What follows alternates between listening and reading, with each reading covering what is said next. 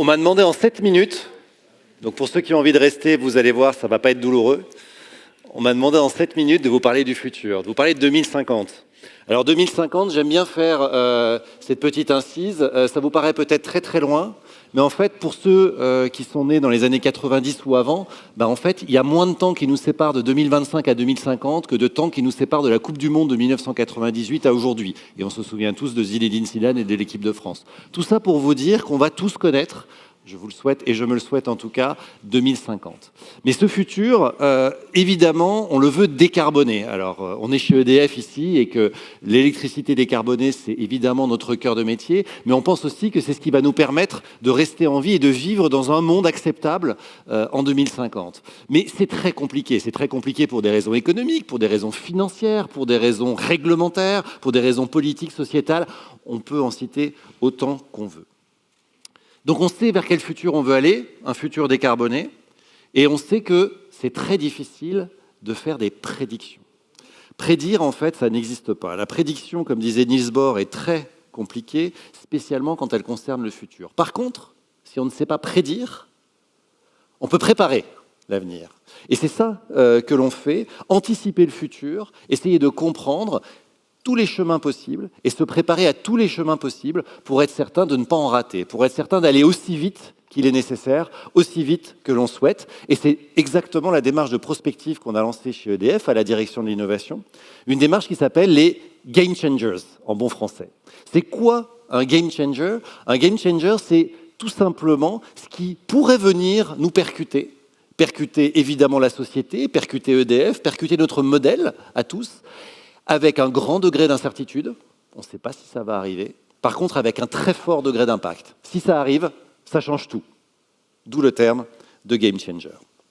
Alors ces perturbations, cette inflexion finalement de tendance, on en a connu, et on en connaît aujourd'hui des très fortes. Par exemple, est-ce que vous savez qu'en 2023, il y avait plus de 200 000 installations de panneaux photovoltaïques en France, vous savez, sur les toits des maisons, les toits des supermarchés, les toits des ombrières de parking. Une année plus tard, c'était 1 million. Dans les 3 prochaines années, on va rajouter 1 million. C'est-à-dire qu'aujourd'hui, ce qu'on a connu historiquement dans le monde du système électrique, des grandes centrales, vous les connaissez, hein, par exemple des grandes centrales nucléaires, qui descendent, c'est symbolique, leur électricité vers les consommateurs, vers les entreprises, eh bien, aujourd'hui, c'est complètement fini. Aujourd'hui, l'électricité, elle vient de partout. Elle vient du toit, elle vient de la centrale, elle vient des éoliennes, elle vient de partout. Et c'est très, très compliqué à gérer. Ça, c'est un phénomène, c'est une vraie inflexion qui est en train de complètement transformer potentiellement ce que l'on va vivre en termes de consommation électrique dans les prochaines années. Mais ça peut être aussi une rupture externe. Est-ce que vous êtes familier avec le sujet de l'hydrogène blanc? Alors, vous le savez peut-être ou pas, nous avons sous nos pieds, peut-être pas à Saclay, mais enfin en tout cas en France et dans le monde, des réserves d'hydrogène. De l'hydrogène qui est sous la terre et qu'on pourrait extraire. Alors aujourd'hui, il y a des startups qui s'y consacrent, on ne sait pas exactement quel est le volume de ces réserves. Est-ce qu'il y en a beaucoup, est-ce qu'il n'y en a pas beaucoup? Ça, c'est un game changer. Parce qu'aujourd'hui, vous le savez, la politique européenne concernant l'hydrogène vert, comme on dit, donc électrolytique, vise à développer beaucoup de production de cet hydrogène vert. Mais enfin, s'il est sous la terre et qu'il suffit de l'extraire, il n'y aura pas besoin de créer cet hydrogène vert et toutes ces capacités industrielles colossales, dans lesquelles, vous le savez peut-être aussi, des milliards ont déjà été investis. C'est un game changer potentiel. Je ne sais pas si ça va arriver, mais il faut se préparer au fait que ça puisse arriver. Alors, pour cette démarche, il y a un peu deux démarches game changer, il y a un peu deux, j'allais dire, obsessions, deux voies. Il faut avoir une démarche et un collectif. D'abord, on a besoin d'une démarche structurée, c'est-à-dire qu'on a besoin de scénarios. C'est quoi les futurs possibles? C'est quoi les chemins qui peuvent nous y emmener? Et c'est quoi les futurs désirables? Et forcément, ceux qui le sont moins. Parce que ça a des impacts très forts. Vous avez peut-être entendu parler dans la presse, en lisant les journaux, le fait qu'il y a un manque, qu'il y a une pénurie de compétences en France sur le monde de la transition énergétique.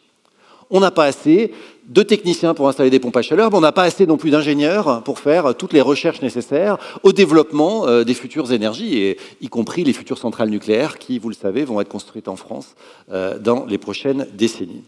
Alors si on regarde à 5 à 10 ans, on se dit, gros problème, comment on fait? Comment on arrive à répondre à ce problème-là?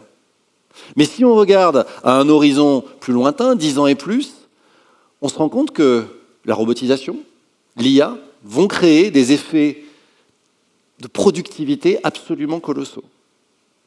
Donc le problème que l'on va avoir à court terme, c'est absolument certain. Est-ce qu'il existera encore dans 15 ans?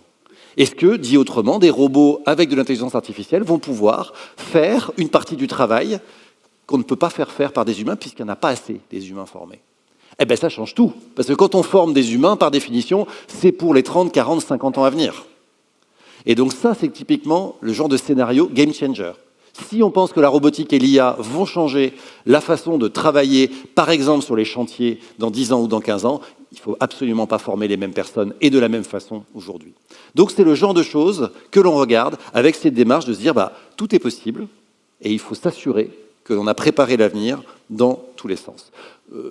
Ça s'applique évidemment à tous les métiers de l'entreprise qui se servent de ces scénarios pour préparer l'avenir, les ressources humaines, la stratégie, la R&D, évidemment l'innovation. Pour l'innovation que je dirige par exemple, la question va être dans quelle start-up je vais investir aujourd'hui pour préparer demain.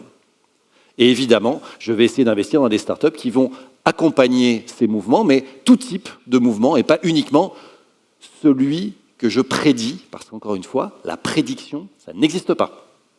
On peut simplement se préparer au futur.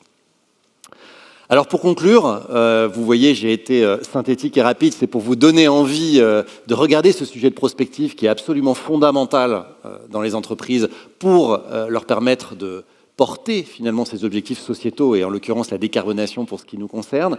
Je vais juste terminer par une citation, comme l'a dit Gaston Berger, qui est l'inventeur de la prospective, vous le savez peut-être. « Demain ne sera pas comme hier, il sera nouveau et il dépendra de nous.